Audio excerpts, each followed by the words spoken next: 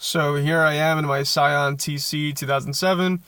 As you can see, I have got the maintenance light on. So what I want to do first is shut the car off entirely. And, well, you want to set the main odometer reading to read the total, not trip A or trip B.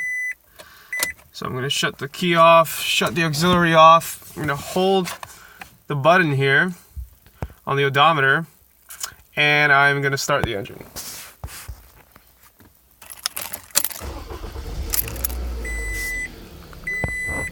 Now the maintenance light should start blinking now.